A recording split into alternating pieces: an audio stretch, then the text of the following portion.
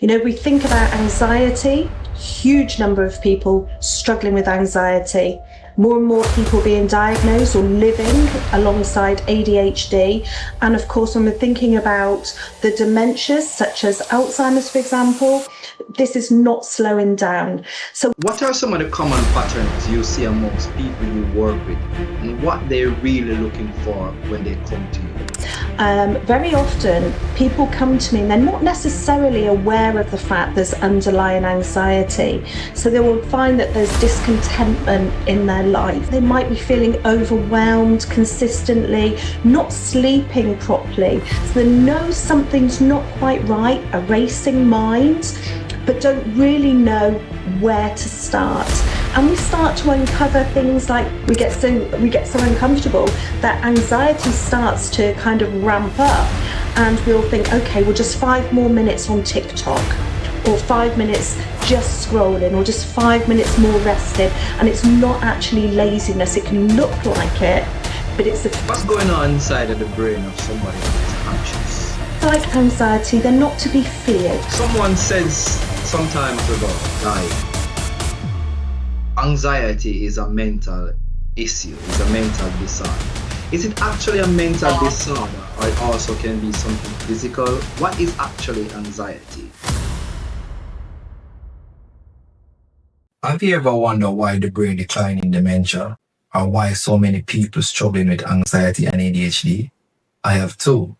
That's why I've teamed up with Neuroscience Doctor Tracy Evans to create this 4-part series to better understand how the brain works, what happens when it's under stress, and why conditions like anxiety, ADHD, and dementia are on the rise. In the final part of this series, we'll also share practical ways to support brain health, improve function, and protect the brain long term. Anxiety isn't just in the mind, it is a full body brain response. Researchers show that chronic anxiety can physically change how the brain processes fear, memory, and decision making. In this episode, we explore what anxiety really is, what's happening inside the brain during anxiety, and the warning sign many people experience but often miss. Let's get into the episode. The birth of this podcast is deeply personal. I've poured out countless hours into finding the right guests, shaping each conversation, and crafting every episode with intention. My drive comes from a live experience, from pain, resilience, and a desire to make a difference. By subscribing, you're not just supporting a podcast, you're helping grow a community, built on healing, honesty, and real impact. Thank you for being here. Now, let's get into the episode. Thank you. Welcome, Dr. Tracy Evans. How are you doing? I'm good. Thank you for having me. Thanks for joining the IB Cancer podcast, man. We will be exploring the brain, and we decided to break it up in 4 parts, which is anxiety, ADHD, dementia, and what we will do about it. Can you explain to the listeners why it is important for them to listen all 4 episodes? Yeah, of course. So we're talking about some really important areas that are affecting society in great numbers. We think about anxiety, huge number of people struggling with anxiety. More and more people being diagnosed or living alongside ADHD. And of course, when we're thinking about the dementias, such as Alzheimer's, for example, this is not slowing down. So we're going to talk about these 3 key areas. And then at the end, so you need to listen to all 3, come into the 4th, we'll bring it all together, and we will talk about all of those things that you can do to support your brain in the best way possible. Thank you very much. Let's get to know who is Dr. Evans. How do you define what you do when someone asks, what is it you do? Yeah, so my title, I tend to change if I'm honest, but at the moment, I consider myself an educator and a neuroscience coach. And I really like to help people understand what's happening in their brains so they can work with it rather than against it. Many people, when they struggle with anxiety, chronic stress, for example, start to really think that there's something wrong with them. And in actual fact, no one's got the same brain. It's all very, very different. And we need to work with it. And things like anxiety, they're not to be feared. What are some of the common patterns you see amongst people you work with, and what they're really looking for when they come to you? Well, if we were talking about anxiety, for example, very often people come to me and they're not necessarily aware of the fact there's underlying anxiety. So they will find that there's discontentment in their life. They might be feeling overwhelmed consistently, not sleeping properly. So they know something's not quite right, a racing mind, but don't really know where to start. And we start to uncover things like people-pleasing behaviours, comfort eating, procrastination's a really big one, avoiding difficulties in life, because let's face it, life is really challenging. We cannot avoid the day-to-day stresses of life. And I feel many people are struggling to actually cope with these stresses when they come up. They're becoming more and more overwhelmed, becoming more burnt out, mentally and physically feeling unwell, and just don't know where to start. And if you think about social media and, all this information online, there's so many mixed messages that people are getting and they don't know where to start.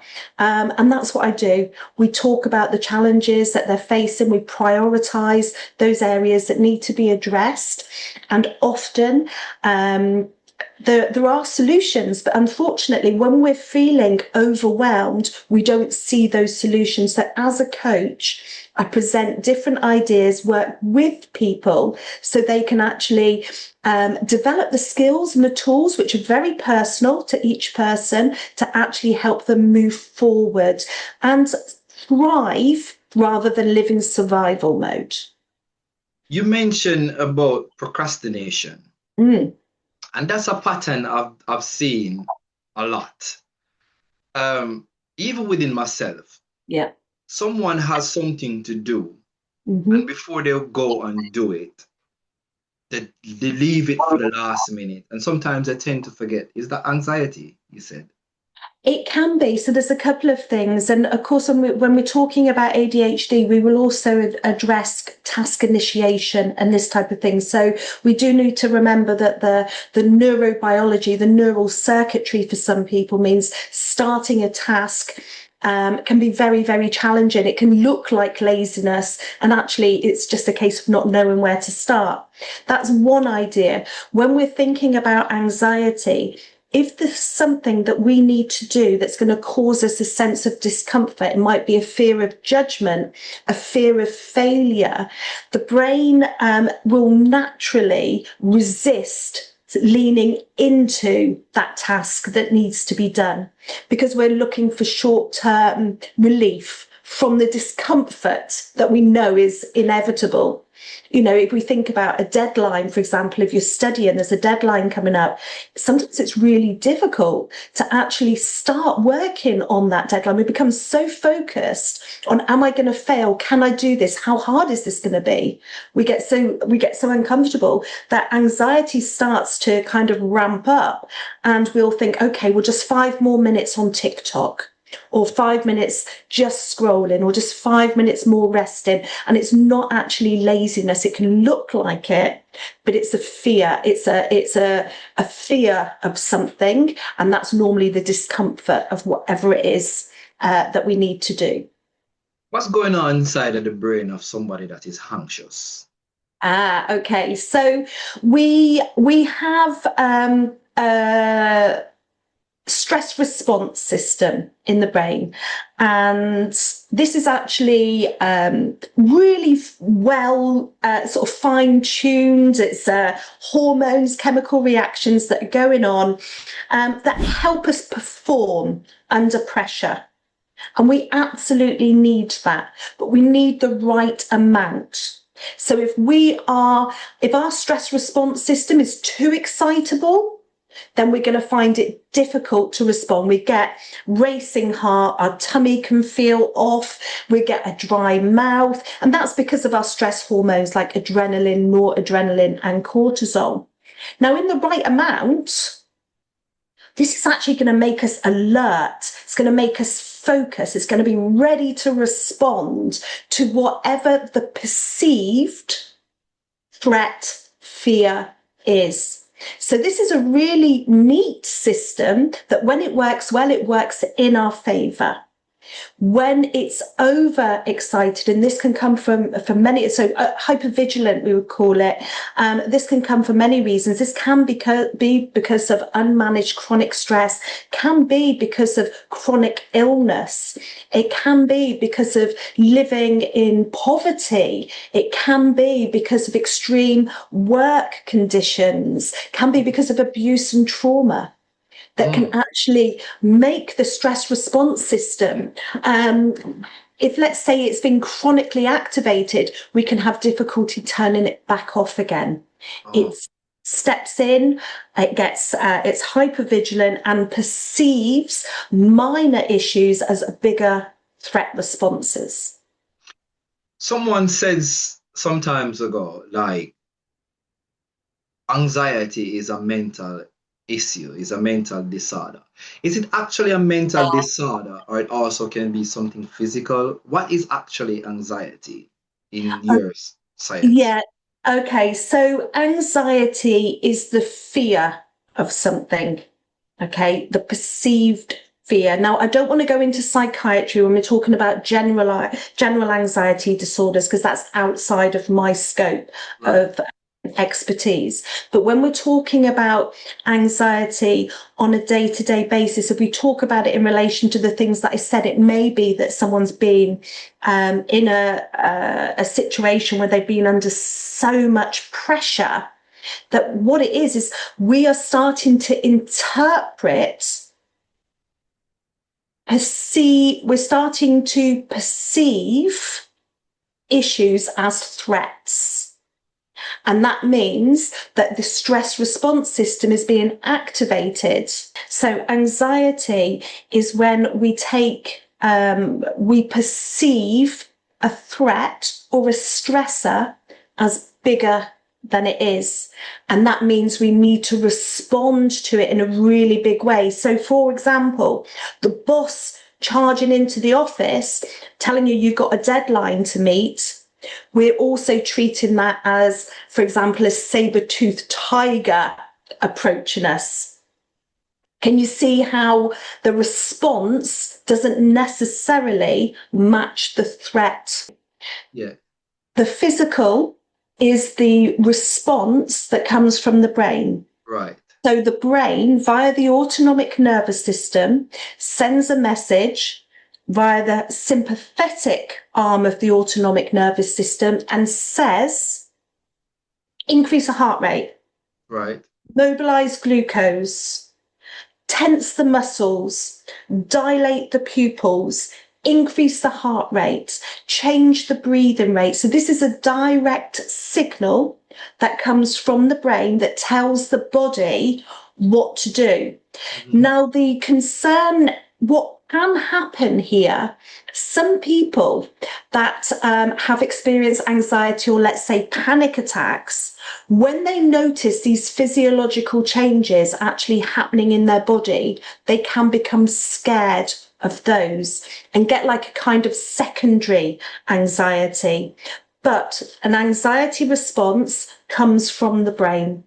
The body will do what it needs to do to respond to what we think is a threat. And it's normally a perceived threat, comes in through our senses. We interpret it. Yes, this is a problem. And it now tells the body, this is what we need to do. So the driver of anxiety is actually the amygdala, which is part of the limbic system in the brain. So it's not actually a mental issues then? So when you're talking about mental, it is because if you think about it, if you've had somebody, for example, who was mugged previously, Right. okay, they're walking down the street, minding their own business, and suddenly they're not aware, but they see something that reminds them of that traumatic event. That Like even the situation. veterans. Yeah, so it goes in through all of our senses. Ah, Somebody's facial expression, a coat, colour of a coat, for example, that information will go in, and we will have a stress response as a result, because we store all of these memories relating to adverse experiences. this kind of throw off topic because you mentioned that just and Mm. a friend of mine, we used to work, and it's going to be a little bit graphic, but Okay. a friend of mine, um, we used to work at the same workplace while he was in Jamaica, and he went into the US, Mm. and he was into the army, Yeah. and he had two wonderful kids, and I'm not certain if it was his wife or it was his kid's mom, but something happened, and he's now behind bar, Mm. facing three life sentence Mm. because of the action that he took. And Mm. this was basically right after he came from deportation. Yeah. So what you just said to me, just I'm wondering if that's what was happening. He probably seen them as a threat and caused harm to them, and unfortunately, they're no longer here. Yeah. So is there anything that like medication or therapy that can help people like those? So, if you're talking about someone who is in the military and potentially were exposed to situations that we can only imagine, Hmm. if that person was struggling with post-traumatic stress disorder, remember I can't diagnose this, Right. but if there was trauma there, then it is absolutely possible that that person was triggered Okay. and behaved, um, maybe regressed back into that situation and behaved in a way that's not in alignment with who they are, um, as a person. But that would be a conversation to have with psychiatry. Okay. It's just sad, man. I just remember It's that sad. It just sounds now. like it. Yeah, Yeah. it's really sad, man. Because I know him as a good person. I don't know him to have those kind of behavior. So when I Yeah. heard it, it was very surprising for me. Yeah. But yeah, Did they do so any mental health assessments? Do you know? Did they do any I'm not mental health I'm screening? not certain if they've done anything like that, Mm. but it's something that was over the news. You know. But yeah, it's just sad, man, because Yeah. like I said, I don't know him to be that kind of person, Yeah. Yeah. so but it was right after he comes off deploytation, so we were speculating one day if he had some traumatic event Yeah. while he was deployed, Yeah. and see his kids and his wife as a threat. We don't know, but as I said, psychiatrist's job. So, but he's behind bar now, and unfortunately, his family is just no longer here. But yeah. But what role the nervous system play in anxiety, especially fight or flight? Is to keep us safe. It's our survival. That's it. That's it. So that is absolutely it. So we have the fight or flight is the sympathetic nervous system, and Hmm. this is all about survival. Right. So any information that goes in that indicates there might be a threat, that can be a smell, that can be a sound, that can be something you see, it can also be your own thoughts. Right. That will trigger a stress response system, in the same way that if you're walking down the road and a car comes hurtling towards you, Hmm. same kind of response from the same arm of the stress of the nervous system. Okay. It's about safety. I, I remember speaking to someone about how the brain works. Mm-hmm. Here's me as if I'm a neuroscience. So basically, what I'm understanding with the brain and the fight or flight, as you were explaining earlier, sometime it went like for instance, a tiger attacks, Yeah. and there was something where they call this, I think it was a still moment where your nervous system just shut down. And I was watching um an explanation about it where they were talking about where the duck, Mm. the dog come over to the duck, and the duck just lay there pretending as if it was dead. And then the dog eventually get up and just run away because it thinks that the duck is dead. Yeah. And I think there's the classify it as the still moment in the nervous system, Freeze response. freeze A response. freeze response. So we have fight, flee, Right. and freeze. So fight is all of what we talk about with the dilation of the pupils, when we start to see tension in the muscles, we've got fuel being directed to our muscles and oxygen. All of this is to get ready to either fight or run. Okay. However, what can happen if we think there are absolutely no options available to us, we go into a freeze response. And as you can, it is like a playing dead. Right. And it's just the nervous system will pick which way it wants to go. And that is very variable, and there'll be many different reasons depending on people's past as to when that freeze response may show up. When I was younger, I was a very mischievous child. And I can remember doing something at school, and my teacher spanked me for it. My mom always had a motto Yeah. when she introducing a new teacher to me. Beat him, miss. Just spare his eyes. That's it. Mm. Whatever you want to do, do it. Just spare his eyes. Just make sure his eyes is okay. And I remember doing something at school one evening, on a Friday evening, and I had a fight with a friend because I always choose to fight on a Friday because I think that, on the weekend everyone will forget stuff. Monday I'll be fine again.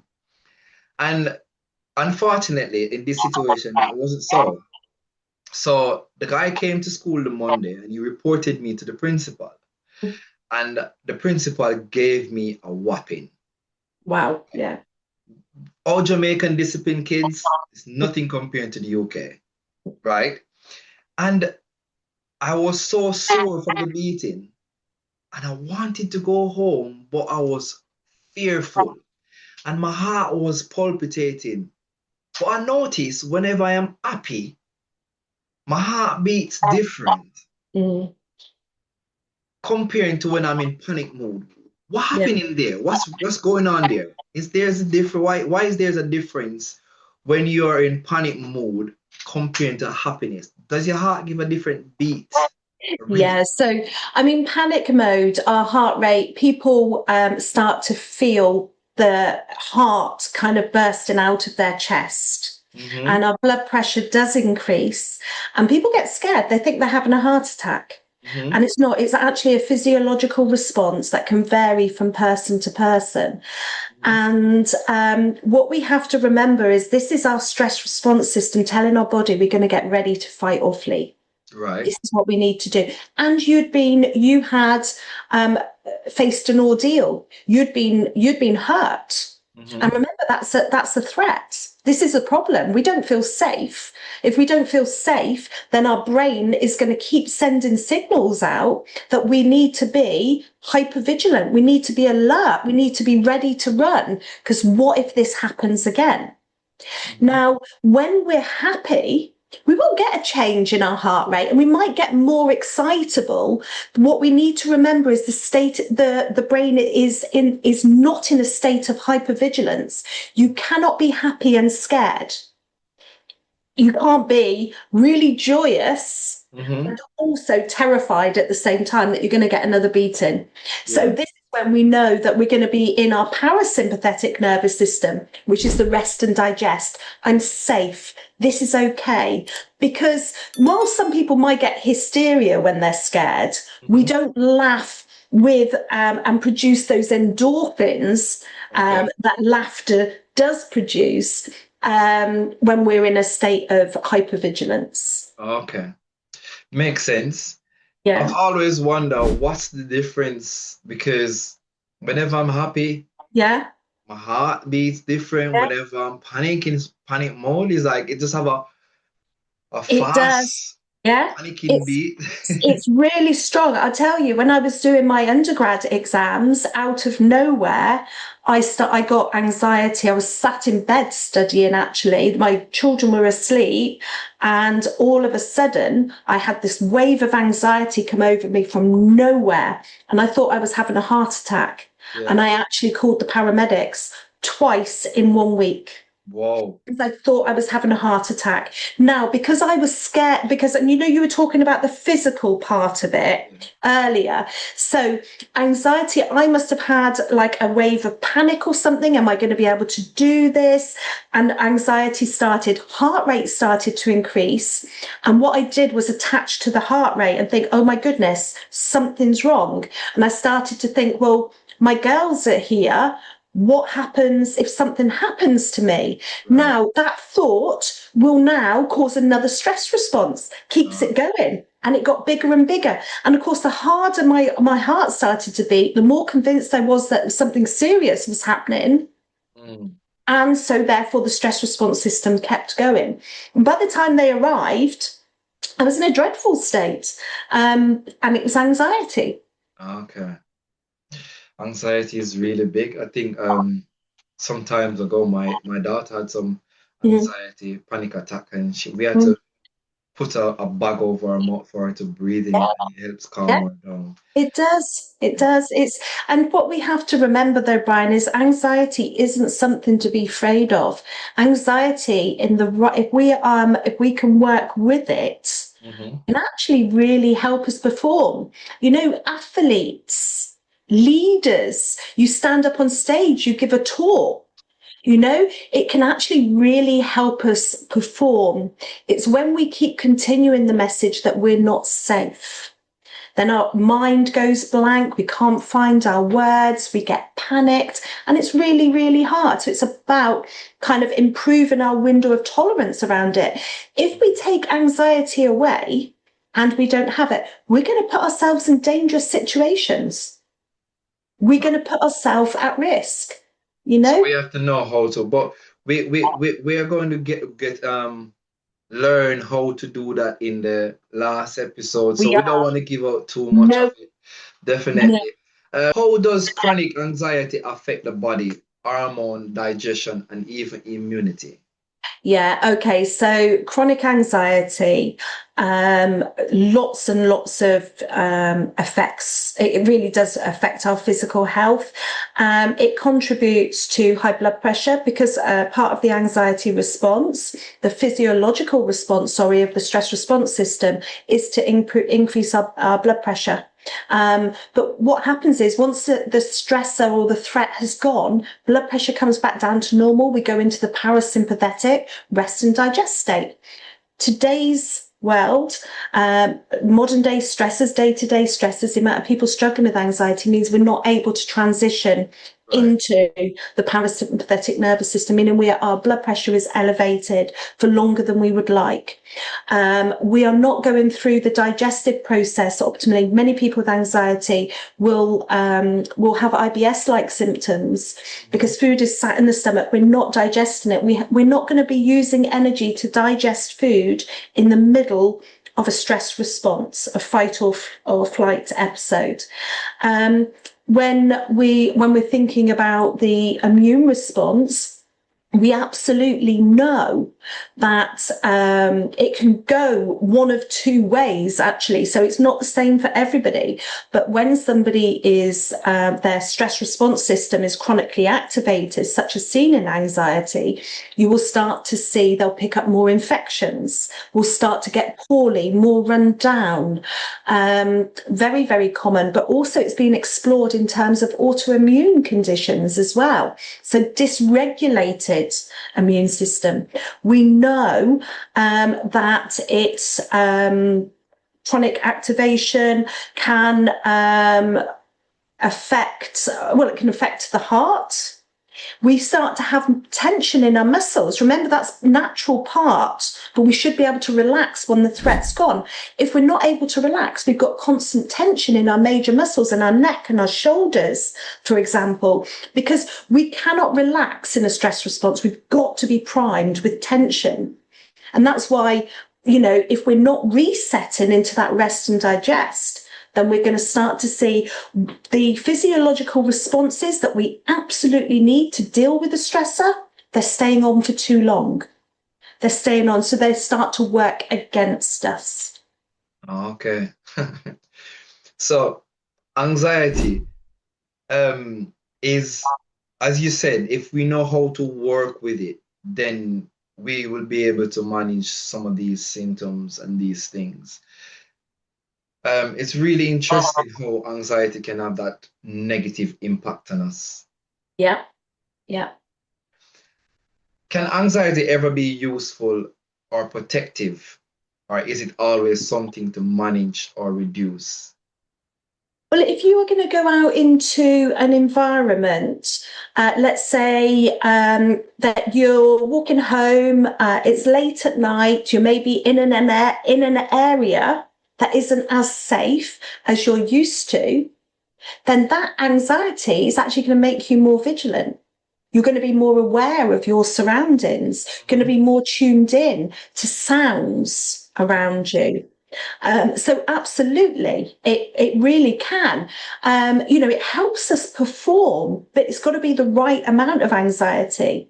If you don't have any anxiety and you've got exams coming up, what's going to motivate you?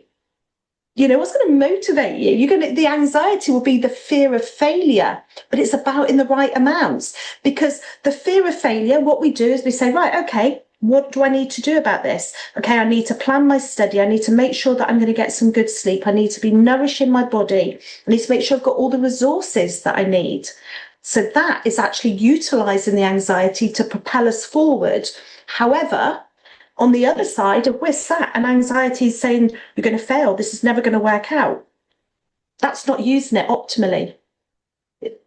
As you mentioned that, I just want to ask you a question, because some people, what I've heard is that your brain is what you tell it, or you are what you tell yourself.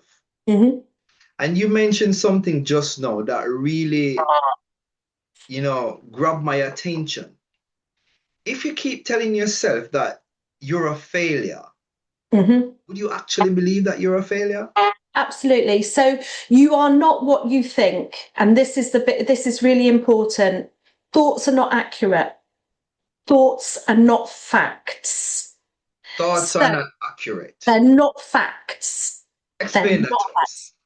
So if you are saying to yourself, let's say, for example, when you were at school, you failed a maths exam. Right. You now believe that you are not going to pass your exams. Right. And you keep that anxiety. So that memory, you can use that to say, okay, well, I failed when I'm at school. Do you know what I'm going to do now? I'm going to really work hard and I'm going to pass that exam. I'm going to do everything I can, to make sure that I give myself the best chance of passing that exam. Okay. Because this idea that I'm a failure because I didn't pass this exam becomes a limiting belief. We start to project that into all aspects. I'm a failure. I can't study. I can't do this. I can't do that. What we actually do is we keep telling ourselves, I'm no good. I never passed that exam. I'm rubbish with numbers. It was one exam. And we can, you remember, if you think about it, if you went home and you got really told off for failing an exam. Problem. that's a problem, because your self-worth, your intelligence is based on this one scenario. And we tell ourselves that. And what happens is, each time an exam comes up, if we have this belief, each time someone says, right, okay, you've got an exam, anxiety is coming up because it's remembering.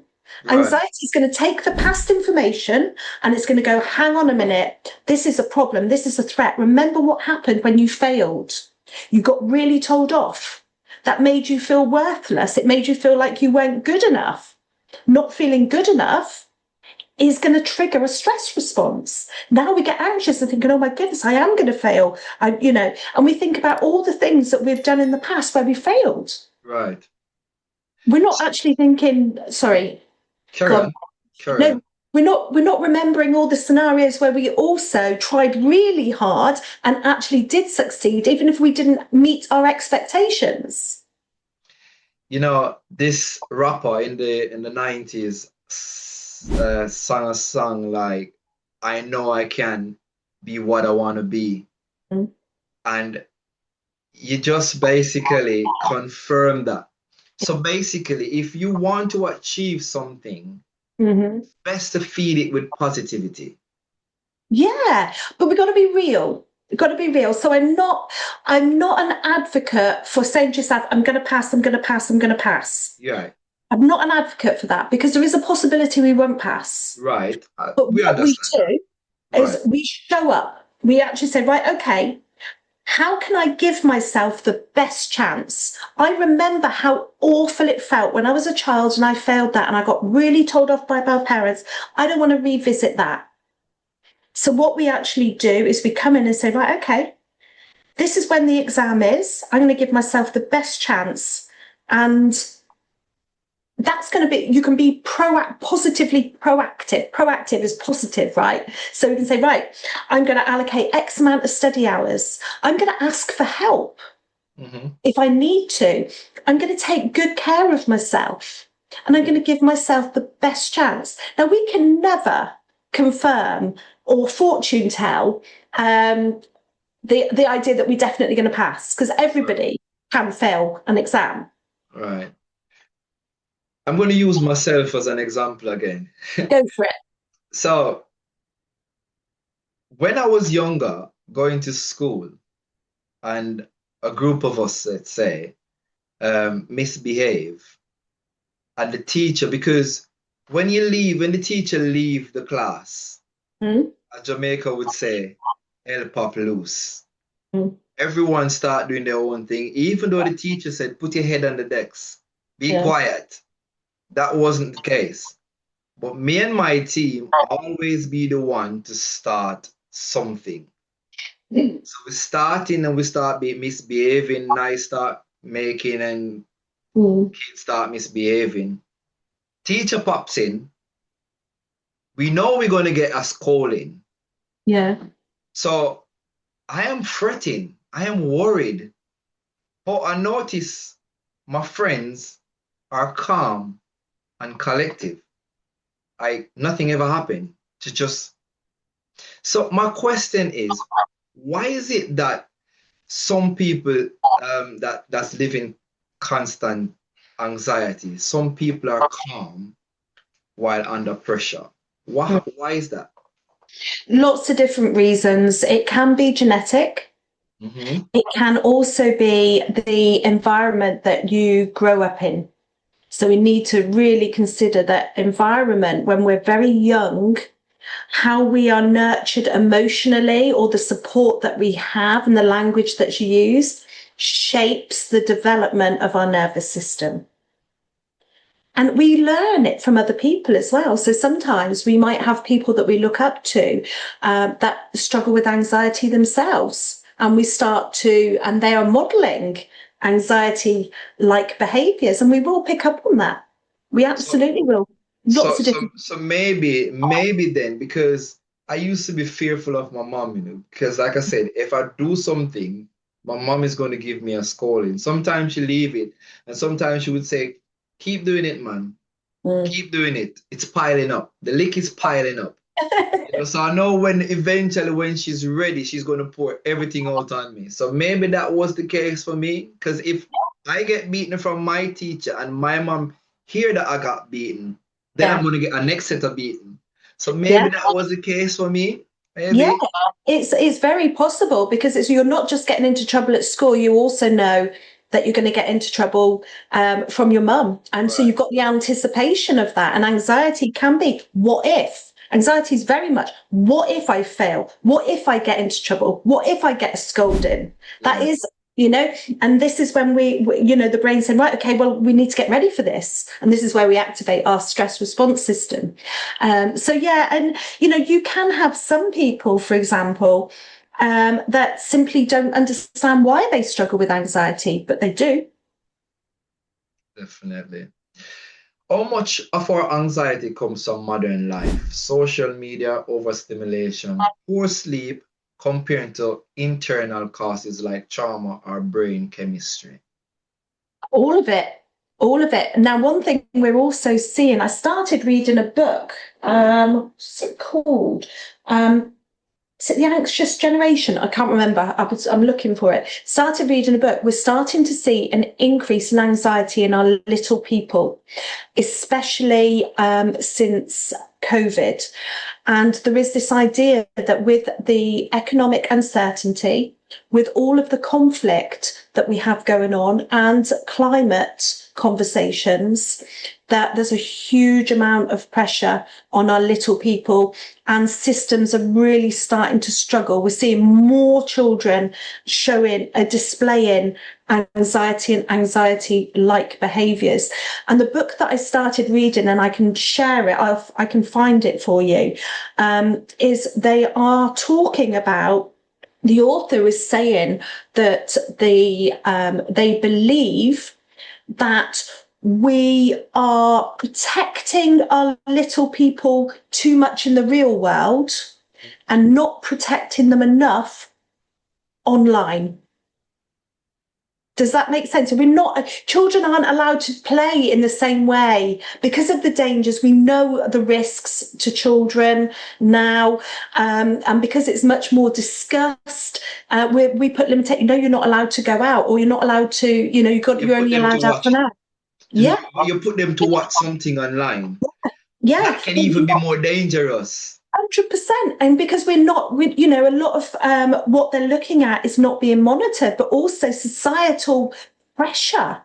And, in thinking about the pressure even on boys now, young boys growing up, in terms of grooming themselves, things have really changed. And girls, we know, what they see online is not what we see in real life, with the filters and the body image and, and all of these things. And it is having an impact.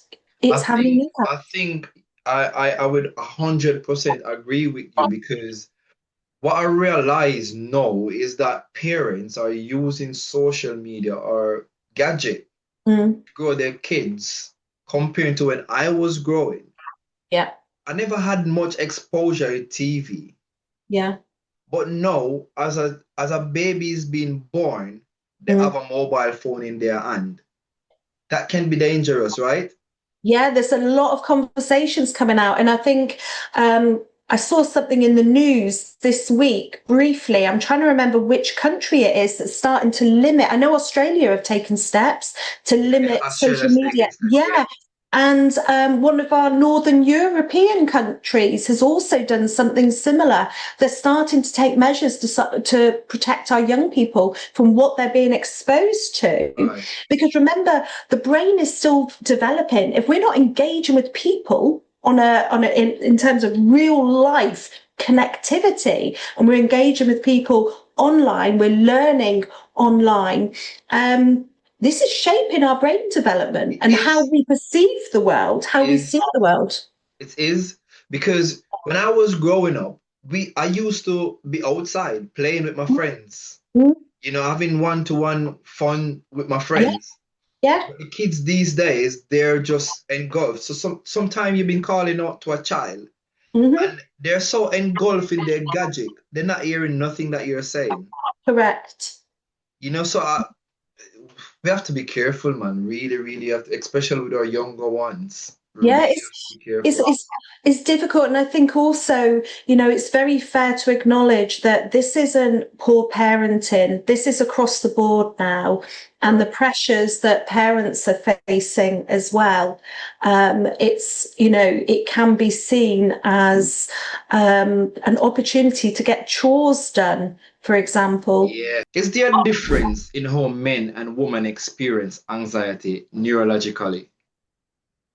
Oh, that's a really difficult question. Women are more susceptible to struggle with anxiety than men. There's a really difficult challenge to unpack, though, there, because we also need to consider societal expectations. So if you're thinking about, for example, women are much more likely to openly discuss it. Men, when it comes to things like this, they tend to internalize it. I can get attest to that. Yeah, I mean, and that's what I mean about the societal expectations. For a man to kind of openly say, I'm really struggling with anxiety is very difficult because of that fear of judgment. And that's where having these conversations are so important for breaking down stigma. So important. If you think about it, we know that from that perspective, male suicide rates I was just going to say that it's higher than female. much higher. Yeah, and where what can often happen, my understanding is there can be no warning signs. Sometimes people will say, "I had no idea. I had no idea," where it's probably a different conversation altogether, really. But women may display behaviours that demonstrate that they're struggling, and several attempts where with men it's very, very different. From a brain perspective, I don't know what the imaging studies would show. I wouldn't be confident in saying that you would be able to detect it, that you would be able to detect whether it was male or female. I wouldn't say that. But I think in terms of presentation, it's very subjective, isn't it? Yeah. Because I've seen some studies where they spoke about the male rate of suicide is higher compared to female. And that is one of the reasons why, but there's some measures, there's some things out there, tools out there to really help. Mm. But I can share something that happens to me. And sometimes what's happening where the professional is concerned, Mm. I think they need to make a better adjustment or better judgment or a better judgment call rather. Because I remember there was a situation with me Mm. and I went to a particular, I won't speak the name, a particular institution because I was facing some things happening to me. And I was just thinking like, why not just out myself? Yeah, You know, and I needed someone to speak with. yeah, I never wanted to speak with my friends, even though I have some really, really good friends mm. that would like talk some sense in me. But that fear of, demasculating, Yeah, even though, as I said, those friends wouldn't judge me, but it's just in my head. mm. So I went to some professionals thinking that I would get help. And after the sixth session, you know what they said to me? They can't help me, I have to help myself. Gosh, That just dragged me deeper yeah. because remember, I went to them for help. Mm. They give me no solution to say, you know what, this is what you can do, or go to these people. They're just like, you have to help yourself. If I can help myself, I wouldn't come to you. I agree. And it also reinforces like this idea of shame that, there's something wrong with me, I'm broken, that Yeah. if a professional can't help me, then, what do I do? And no, I absolutely, I think the system certainly needs a really good shake up. And I think it's fair to say that there's more training needed. I think staff do what they can with the resources they have. I think it's a systemic failing, and there's many people. But it's really disappointing to hear that a male presenting with challenges around mental health would be told, off you go. Yeah, definitely. It's just so wrong because, and I think this is some of the reason why some men do not seek help, because they seek Yeah, help when situations like this yeah, arise. It yeah, just make them feel vulnerable. yeah, absolutely. And I Like think, there's no one to turn to now because they're professional like I'll be. So yeah, what am I doing here? What am my purpose here? Like, why yeah, not just wipe myself out? You yeah, know? So I just think different, more training should be given to people that yeah, saying that they're professional, yeah, because I was so disappointed mm, that they told me that, yeah, and I just honestly believe that it was God who pulled me through yeah. what I Was was going through. was it like a talking therapy that you'd been engaged in? Did they put you Yeah, on like a 6-week CBT or something? right, Yeah, 6 weeks yeah, where I engaged with someone, and yeah, it was a male as well. yeah, He's yeah. like, "Oh, your problem is self-inflicted, Oh so we gosh, can't help you." I was like, "What?" gosh. So it was really, really painful to know that, but Yeah, I bet. I'm I'm glad really that I never sorry. followed the enemy and defeat myself, Yeah, because yeah. I wouldn't be here speaking to you today. No. But how many men can Mm, actually stand up to that? yeah, yeah. There was this video circulating on social media in London where a gentleman stripped himself, Mm, and unfortunately, it just wait till the train is coming. And yeah, yeah. how many men Mm, can actually stand up and fight to say, you know what, I'm not going to be defeated? no, no, you're No. right. And there's professionals that put into these positions to help men. Yeah, yeah. I'm into a group, Men's Mental Health. Yes. Um, I think men can really join some of these groups because it's help. Yeah, It help with you, and the person that put this group together is you have a brother in the system yeah. that struggling with mental health, and this is the reason why I put the group together. But we have to fight, we have to help ourselves. I think it's true, and I think there's so many more men now that are creating safe spaces for men to be able to talk.